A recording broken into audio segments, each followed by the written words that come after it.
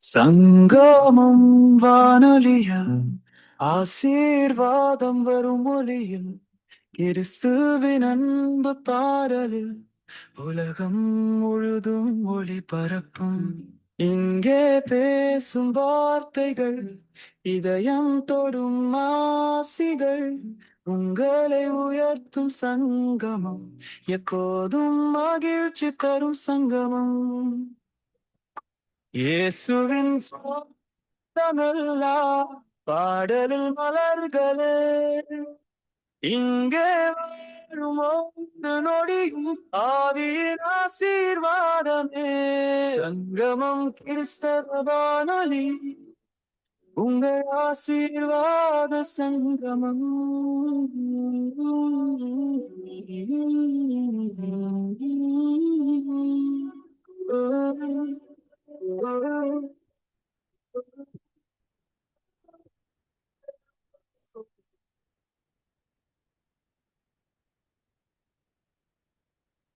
சங்கமம் கிறிஸ்தவ வானொலி, உங்கள் ஆசீர்வாத சங்கமம்.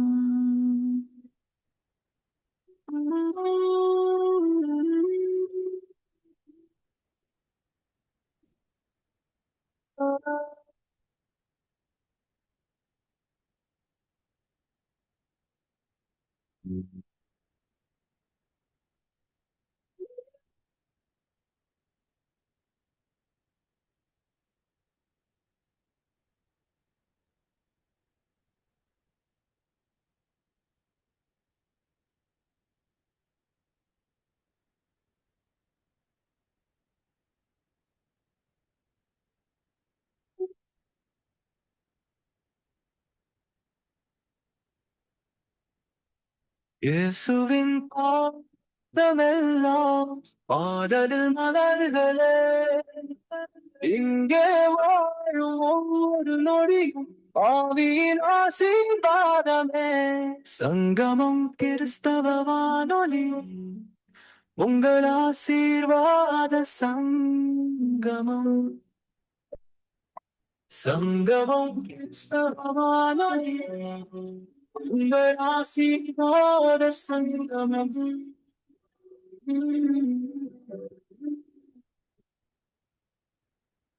சங்கமம் கிறிஸ்தவ வானொலி, உங்கள் ஆசீர்வாத சங்கமம்.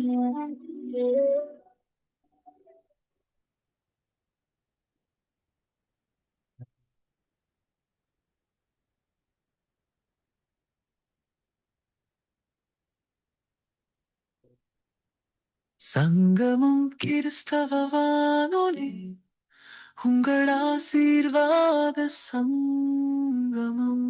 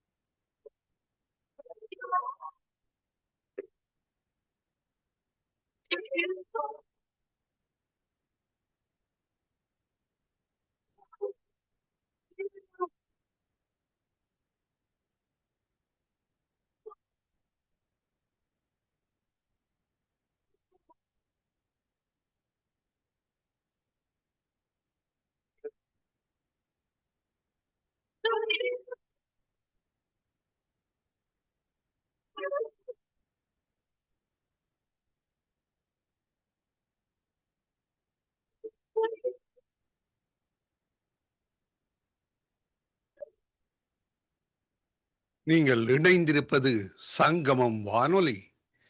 Destiny in Jesus Christ Tamil கிறிஸ்தவ வானொலி கனேடிய மண்ணிலிருந்து ஒலிபரப்பாகிறது.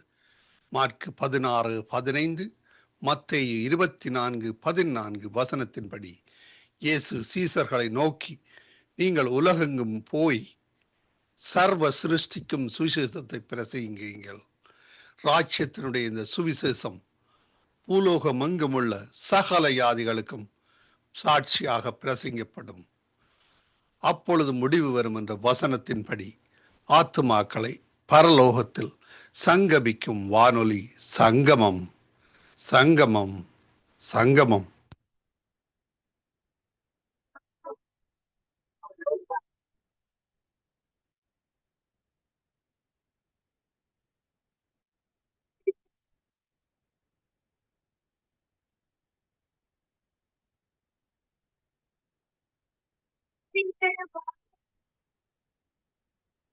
ரூத் 3ஆம் அதிகாரம்.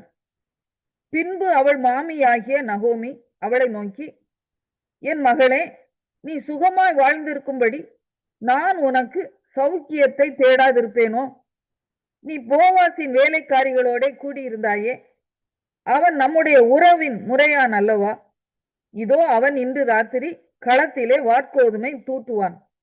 நீ குளித்து எண்ணெய் பூசி உன் வஸ்திரங்களை உடுத்தி கொண்டு அந்த களத்திற்கு போ.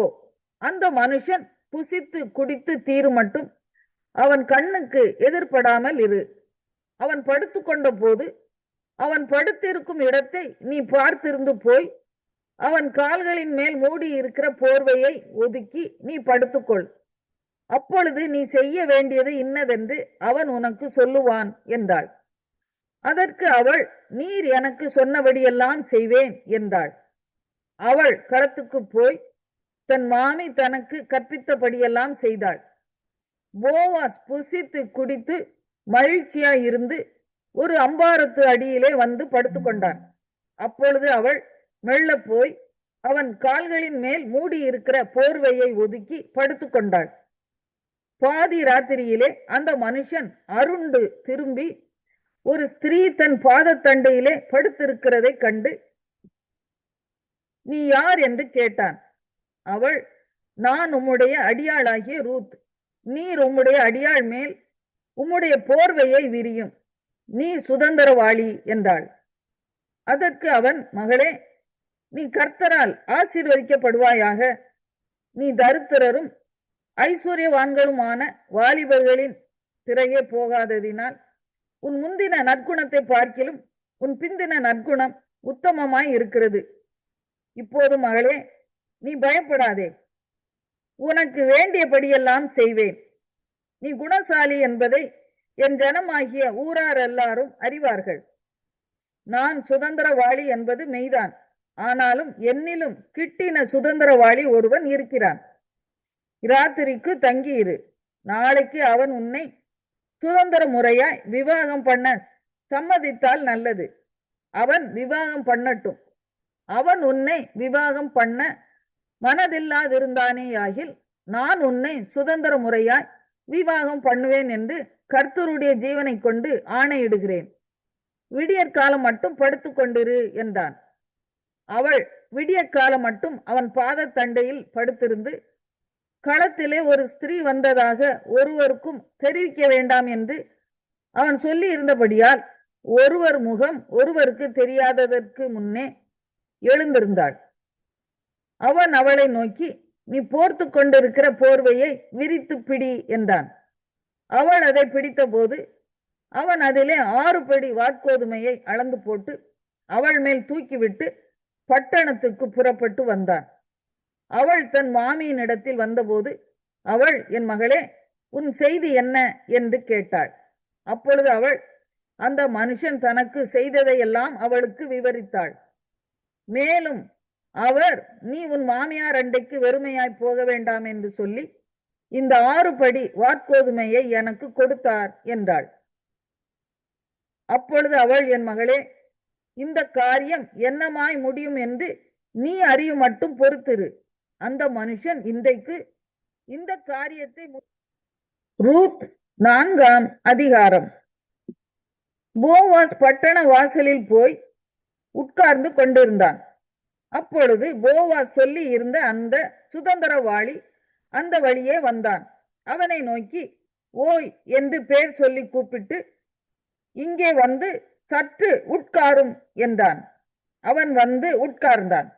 அப்பொழுது அவன் பட்டணத்து மூப்பரானவர்களில் 10 பேரை அழைத்து, இங்கே உட்காருங்கள் என்றான். அவர்களும் உட்கார்ந்தார்கள். அப்பொழுது அவன் அந்த சுதந்திரவாளியை நோக்கி, எலிமலேக் என்னும் நம்முடைய சகோதரனுக்கு இருந்த வயல் நிலத்தின் பங்கை மோவாப் தேசத்திலிருந்து திரும்பி வந்த நகோமி விற்கப் போகிறாள். ஆகையால் நீர் அதை ஊராருக்கு முன்பாகவும் என் ஜனத்தின் மூப்பருக்கு முன்பாகவும் வாங்கி கொள்ளும்படி உமக்கு அறிய பண்ண வேண்டும் என்றிருந்தேன். நீர் அதை சுதந்திர முறையாக மீட்டுக்கொள்ள மனதாயிருந்தால் மீட்டுக்கொள்ளும். அதை மீட்டுக்கொள்ள மனதில்லாதிருந்தால் நான் அதை அறியும்படிக்கு எனக்கு சொல்லும். உம்மையும் உமக்கு பின்பு என்னையும் தவிர அதை மீட்கத்தக்கவன் வேறொருவனும் இல்லை என்றான். அதற்கு அவன், நான் அதை மீட்டுக் கொள்கிறேன் என்றான். அப்பொழுது போவாஸ், நீர் நகோமியின் கையிலே அந்த வயல் நிலத்தை வாங்குகிற நாளிலே மரித்தவனுடைய சுதந்திரத்தில் அவன் பேரை நிலை நிற்க பண்ணும்படிக்கு அதை மரித்தவன் மனைவியாகிய மோவாபிய ஸ்திரியான ரூத் கையிலும் வாங்க வேண்டியது என்றான். அப்பொழுது அந்த சுதந்திரவாளி, நான் என் சுதந்திரத்தை கெடுக்காதபடிக்கு நான் அதை மீட்டுக்கொள்ள மாட்டேன். நான் மீட்கத்தக்கதை நீர் மீட்டுக்கொள்ளும். நான் அதை மீட்டுக்கொள்ள மாட்டேன் என்றான். மீட்கிறதிலும் மாற்றுகிறதிலும் சகல காரியத்தையும் உறுதிப்படுத்தும்படிக்கு இஸ்ரவேலிலே பூர்வ கால வழக்கம் என்னவென்றால், ஒருவன் தன் பாதரட்சையை கழற்றி மற்றவனுக்கு கொடுப்பான். இது இஸ்ரவேலிலே வழங்கின உறுதிப்பாடு. அப்படியே அந்த சுதந்திரவாளி போவாசை நோக்கி, நீர் அதை வாங்கிக் கொள்ளும் என்று சொல்லி தன் பாதரட்சையை கழற்றி போட்டான். அப்பொழுது போவாஸ் மூப்பரையும் சகல ஜனங்களையும் நோக்கி, எலிமலேக்குக்கு இருந்த எல்லாவற்றையும் கிலியோனுக்கும் மக்லோனுக்கும் இருந்த எல்லாவற்றையும் நகோமியின் கையிலே வாங்கிக் கொண்டேன் என்பதற்கு இன்றைய தினம் நீங்கள் சாட்சி. இதுவும் அல்லாமல் மரித்தவனுடைய சகோதரருக்குள்ளும் ஊராருக்குள்ளும் அவனுடைய பேர் அற்று போகாமல் மரித்தவனுடைய சுதந்திரத்திலே அவன் பேரை நிலைநிறுத்த நான் மக்லோனின் மனைவியாய் இருந்த மோவாபிய ஸ்திரியான ரூத்தை எனக்கு மனைவியாக கொண்டேன். அதற்கும் இன்றைய தினம் நீங்கள் சாட்சி என்றான். அப்பொழுது ஒலிமுக வாசலில் இருக்கிற சகல ஜனங்களும் மூப்பரானவர்களும் அவனை நோக்கி, நாங்கள் சாட்சிதான். உன் வீட்டிலே வருகிற மனைவியை கர்த்தர் இஸ்ரவேல் வீட்டை கட்டுவித்த 2 பேராகிய ராகேலை போலவும் லேயாளை போலவும் வாழ்ந்திருக்க செய்வாராக. நீ எப்பிராத்தாவிலே பாக்கியவானாய் இருந்து பெத்லகேமிலே புகழ் பெற்றிருக்க கடவாய். இந்த பெண்ணிடத்திலே கர்த்தர் உனக்கு அருளி செய்ய போகிற சந்தானத்தினாலே உன் வீடு தாமார் யூதாவுக்கு பெற்ற பேரேசின் வீட்டை போல ஆக கடவது என்றார்கள். போவாஸ் ரூத்தை விவாகம் பண்ணினான். அவள் அவனுக்கு மனைவியானாள்.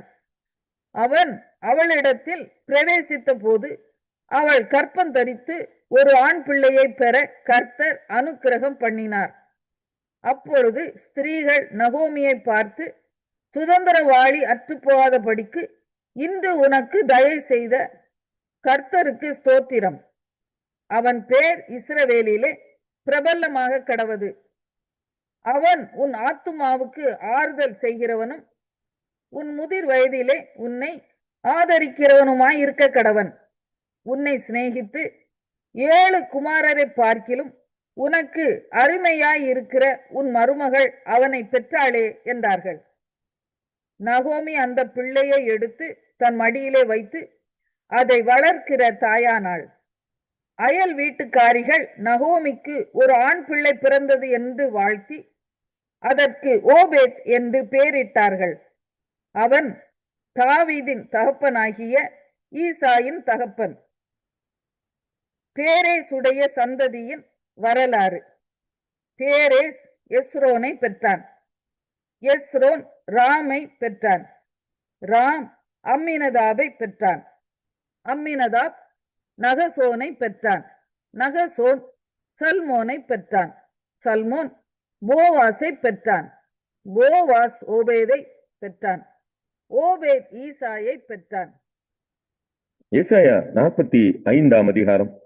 கர்த்தராகிய நான் அபிஷேகம் பண்ணின கோரேசுக்கு முன்பாக ஜாதிகளை கீழ்ப்படுத்தி ராஜாக்களின் இடைக்கட்டுகளை அவிழ்க்கும்படிக்கும் அவனுக்கு முன்பாக வாசல்கள் பூட்டப்படாதிருக்க கதவுகளை திறந்து வைக்கும்படிக்கும் அவனை பார்த்து அவன் வலது கையை பிடித்துக் கொண்டு அவனுக்கு சொல்லுகிறதாவது, நான் உனக்கு முன்னே போய் கோணலானவைகளை செவ்வையாக்குவேன். உன்னை பெயர் சொல்லி அழைக்கிற இஸ்ரவேலின் தேவனாகிய கர்த்தர் நானே என்று நீ அறியும்படிக்கு வெண்கல கதவுகளை உடைத்து இருப்பு தாழ்பால்களை முறித்து அந்தகாரத்தில் இருக்கிற பொக்கிஷங்களையும் ஒளிப்பிடத்தில் இருக்கிற புதையல்களையும் உனக்கு கொடுப்பேன். நான் என் தாசனாகிய யாக்கோபின் நிமித்தமும் நான் தெரிந்து கொண்ட இஸ்ரவேலின் நிமித்தமும் நான் உன்னை பெயர் சொல்லி அழைத்து நீ என்னை அறியாதிருந்தும் உனக்கு நாமம் தரித்தேன். நானே கர்த்தர், வேறொருவர் இல்லை, என்னை தவிர தேவன் இல்லை, என்னை தவிர ஒருவரும் இல்லை என்று சூரியன் உதிக்கிற திசையிலும் அது அஸ்தமிக்கிற திசையிலும் அறியப்படும்படிக்கு நீ என்னை அறியாதிருந்தும் நான் உனக்கு இடைக்கட்டு கட்டினேன். நானே கர்த்தர், வேறொருவர் இல்லை. ஒளியை படைத்து இருளையும் உண்டாக்கினேன். சமாதானத்தை படைத்து தீங்கையும் உண்டாக்குகிறவர் நானே.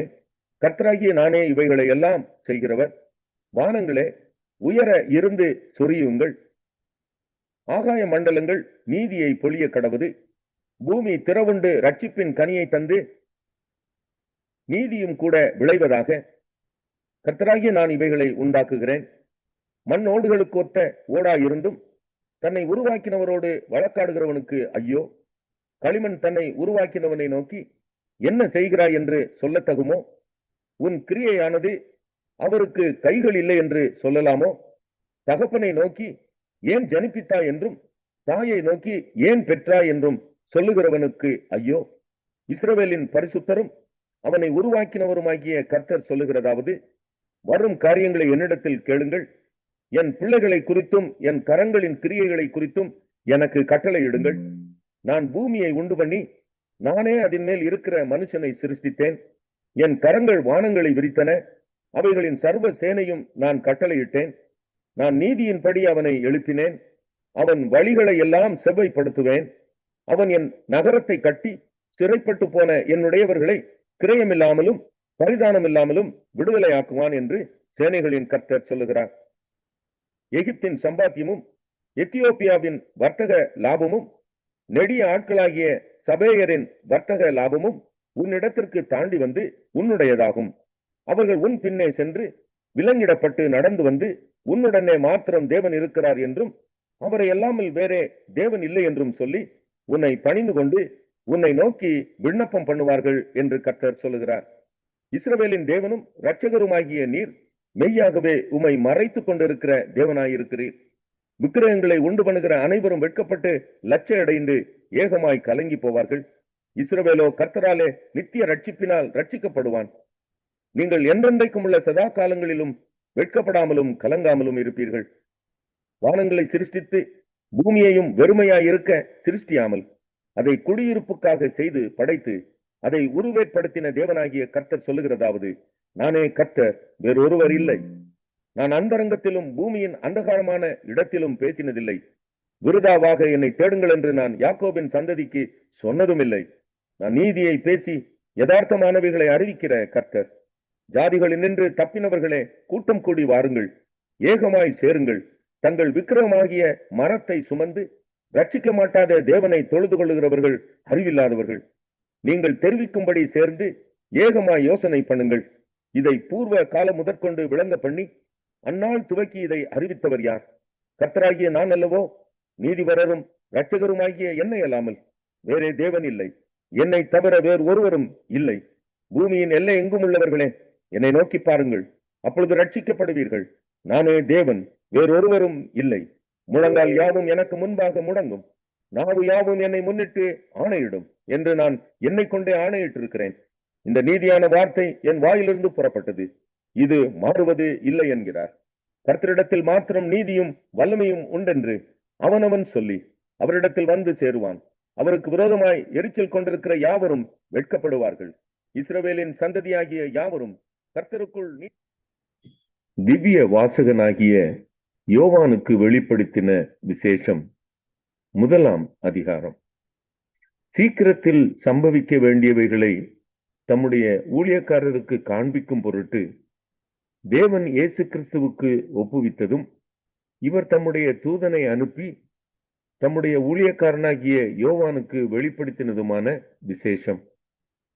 இவன் தேவனுடைய வசனத்தை குறித்தும் இயேசு கிறிஸ்துவை பற்றிய சாட்சியை குறித்தும் தான் கண்ட யாவற்றையும் சாட்சியாக அறிவித்திருக்கிறான்.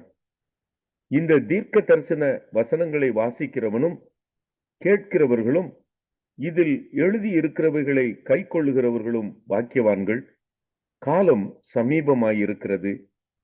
யோவான் ஆசியாவில் உள்ள 7 சபைகளுக்கும் எழுதுகிறதாவது, இருக்கிறவரும் இருந்தவரும் வருகிறவருமானவராலும் அவருடைய சிங்காசனத்திற்கு முன்பாக இருக்கிற 7 ஆவிகளாலும் உண்மையுள்ள சாட்சியும் மரித்தோரிலிருந்து முதற் பிறந்தவரும் பூமியின் ராஜாக்களுக்கு அதிபதியுமாகிய இயேசு கிறிஸ்துவினாலும் உங்களுக்கு கிருபையும் சமாதானமும் உண்டாவதாக. நம்மிடத்தில் அன்பு கூர்ந்து தமது இரத்தத்தினாலே நம்முடைய பாவங்களற நம்மை கழுவி தம்முடைய பிதாவாகிய தேவனுக்கு முன்பாக நம்மை ராஜாக்களும் ஆசாரியர்களும் ஆக்கின அவருக்கு மகிமையும் வல்லமையும் என்றென்றைக்கும் உண்டாயிருப்பதாக. ஆமென். இதோ மேகங்களுடனே வருகிறார். கண்கள் யாவும் அவரை காணும். அவரை குத்தினவர்களும் அவரை காண்பார்கள். பூமியின் கோத்திரத்தார் எல்லாரும் அவரை பார்த்து புலம்புவார்கள். அப்படியே ஆகும். ஆமென். இருக்கிறவரும் இருந்தவரும் வருகிறவருமாகிய சர்வ வல்லமையுள்ள கர்த்தர், நான் ஆல்பாவும் ஒமேகாவும் ஆதியும் அந்தமுமாய் இருக்கிறேன் என்று திருவுளம் பற்றுகிறார். உங்கள் சகோதரனும் இயேசு கிறிஸ்துவின் நிமித்தம் வருகிற உபத்திரவத்திற்கும் அவருடைய ராஜ்யத்திற்கும் அவருடைய பொறுமைக்கும் உங்கள் உடன் பங்காளனுமாய் இருக்கிற யோவானாகிய நான் தேவ வசனத்தின் நிமித்தமும் இயேசு கிறிஸ்துவை பற்றிய சாட்சியின் நிமித்தமும் பத்மு என்னும் தீவிலே இருந்தேன். கர்த்தருடைய நாளில் ஆவிக்குள்ளானேன். அப்பொழுது எனக்கு பின்னாலே எக்கால சத்தம் போன்ற பெரிதான ஒரு சத்தத்தை கேட்டேன். அது, நான் ஆல்பாவும் ஒமேகாவும் முந்தினவரும் பிந்தினவருமாய் இருக்கிறேன். நீ காண்கிறதை ஒரு புஸ்தகத்தில் எழுதி ஆசியாவில் இருக்கிற எபேசு, சிமர்னா, பெர்கமு, தியத்திரா, சர்தை, பிலதெல்பியா, லவோதிக்கா என்னும் பட்டணங்களில் உள்ள 7 சபைகளுக்கும் அனுப்பு என்று விளம்பினது. அப்பொழுது என்னுடனே பேசின சத்தத்தை பார்க்க திரும்பினேன். திரும்பின பொழுது 7 பொன் குத்து விளக்குகளையும் அந்த 7 குத்து விளக்குகளின் மத்தியிலே நிலையங்கி தரித்து மார்பருகே பொற்கச்சை கட்டியிருந்த மனுஷகுமாரனுக்கு ஒப்பானவரையும் கண்டேன். அவருடைய சிரசும் மயிரும் வெண்மை பஞ்சை போலவும் உறைந்த மலையைப் போலவும் வெண்மையாயிருந்தது. அவருடைய கண்கள் அக்கினி ஜுவாலையை போலிருந்தது. அவருடைய பாதங்கள் உலைக்களத்தில் காய்ந்த பிரகாசமான வெண்கலம் போலிருந்தது. அவருடைய சத்தம் பெருவெள்ளத்து இரைச்சலை போலிருந்தது. தமது வலது கரத்திலே 7 நட்சத்திரங்களை ஏந்தி கொண்டிருந்தார். அவர் வாயிலிருந்து இருபுறமும் கருக்குள்ள பட்டயம் புறப்பட்டது. அவருடைய முகம் வல்லமையாய் பிரகாசிக்கிற சூரியனை போலிருந்தது. நான் அவரை கண்டபோது செத்தவனைப் போல அவருடைய பாதத்தில் விழுந்தேன். அப்பொழுது அவர் தம்முடைய வலது கரத்தை என் மேல் வைத்து என்னை நோக்கி, பயப்படாதே, நான் முந்தினவரும் பிந்தினவரும் உயிரோள்ளவருமாய் இருக்கிறேன். மரித்தேன், ஆனாலும் இதோ சதா காலங்களிலும் உயிரோடு இருக்கிறேன். ஆமேன். நான் மரணத்திற்கும் பாதாளத்திற்கும் உரிய திறவுகோல்களை உடையவராயிருக்கிறேன். நீ கண்டவைகளையும் இருக்கிறவைகளையும் இவைகளுக்கு பின்பு சம்பவிப்பவைகளையும் எழுது. என் வலது கரத்தில் நீ கண்ட 7 நட்சத்திரங்களின் ரகசியத்தையும் 7 பொன் குத்து விளக்குகளின் ரகசியத்தையும் எழுது. அந்த 7 நட்சத்திரங்களும் 7 சபைகளின் தூதர்களாம். நீ கண்ட 7 வெளிப்படுத்தின விசேஷம் 2ஆம் அதிகாரம். எபேசு சபையின் தூதனுக்கு நீ எழுத வேண்டியது என்னவெனில், 7 நட்சத்திரங்களை தம்முடைய வலது கரத்தில் ஏந்தி கொண்டு 7 பொன் குத்து விளக்குகளின் மத்தியிலே உலாவிக் கொண்டிருக்கிறவர் சொல்லுகிறதாவது, உன் கிரியைகளையும் உன் பிரயாசத்தையும் உன் பொறுமையையும் நீ பொல்லாதவர்களை சகிக்க கூடாமல் இருக்கிறதையும் அப்போஸ்தலர் அல்லாதவர்கள் தங்களை அப்போஸ்தலர் என்று சொல்லுகிறதை நீ சோதித்து அவர்களை பொய்யர் என்று கண்டறிந்ததையும் நீ சகித்து கொண்டிருக்கிறதையும் பொறுமையாய் இருக்கிறதையும் என் நாமத்து நிமித்தம் இளைப்படையாமல் பிரயாசப்பட்டதையும் அறிந்திருக்கிறேன். ஆனாலும் நீ ஆதியில் கொண்டிருந்த அன்பை விட்டாய் என்று உன் பேரில் எனக்கு ஒரு குறை உண்டு. ஆகையால் நீ இன்ன நிலைமையிலிருந்து விழுந்தாய் என்பதை நினைத்து மனம் திரும்பி ஆதியில் செய்த கிரியைகளை செய்வாயாக. இல்லாவிட்டால் நான் சீக்கிரமாய் உன்னிடத்தில் வந்து நீ மனம் திரும்பாத பட்சத்தில் உன் விளக்கு தண்டை அதனிடத்தில் நின்று நீக்கிவிடுவேன். நான் வெறுக்கிற நிக்கோலாய் மதஸ்தரின் கிரியைகளை நீயும் வெறுக்கிறாய், இது உன்னிடத்தில் உண்டு. ஆவியானவர் சபைகளுக்கு சொல்லுகிறதை காதுள்ளவன் கேட்க கடவன். ஜெயம் கொள்ளுகிறவன் எவனோ அவனுக்கு தேவனுடைய பரதேசின் மத்தியில் இருக்கிற ஜீவ விருட்சத்தின் கனியை புசிக்க கொடுப்பேன் என்று எழுது.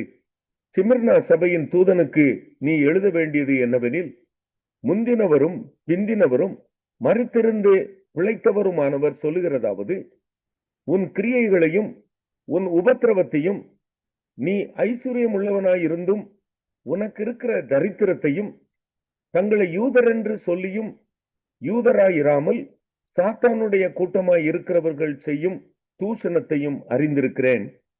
நீ படப்போகிற பாடுகளை குறித்து எவ்வளவும் பயப்படாதே. இதோ நீங்கள் சோதிக்கப்படும் பொருட்டாக பிசாசானவன் உங்களில் சிலரை காவலில் போடுவான். 10 நாள் உபத்திரவப்படுவீர்கள்.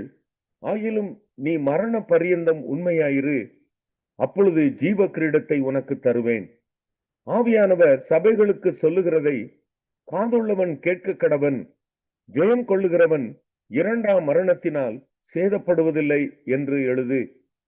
பெர்கமு சபையின் தூதனுக்கு நீ எழுத வேண்டியது என்னவெனில், இரு புறமும் கருப்புள்ள பட்டயத்தை உடையவர் சொல்லுகிறதாவது, உன் கிரியைகளையும் சாத்தானுடைய சிங்காசனம் இருக்கிற இடத்தில் நீ குடியிருக்கிறதையும் நீ என் நாமத்தை பற்றி கொண்டிருக்கிறதையும் சாத்தான் குடிகொண்டிருக்கிற இடத்தில் உங்களுக்குள்ளே எனக்கு உண்மையுள்ள சாட்சியான அந்திப்பா என்பவன் கொல்லப்பட்ட நாட்களிலும் என்னை பற்றும் விசுவாசத்தை நீ மறுதலியாமல் இருந்ததையும் அறிந்திருக்கிறேன்.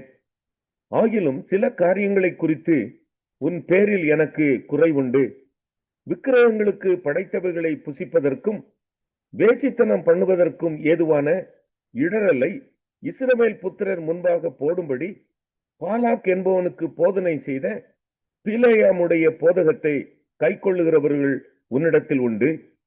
அப்படியே நிக்கோலாய் மதஸ்தருடைய போதகத்தை கைக்கொள்ளுகிறவர்களும் உன்னிடத்தில் உண்டு. அதை நான் வெறுக்கிறேன். நீ மனம் திரும்பு, இல்லாவிட்டால் நான் சீக்கிரமாய் உன்னிடத்தில் வந்து என் வாயின் பட்டயத்தால் அவர்களோட யுத்தம் பண்ணுவேன்.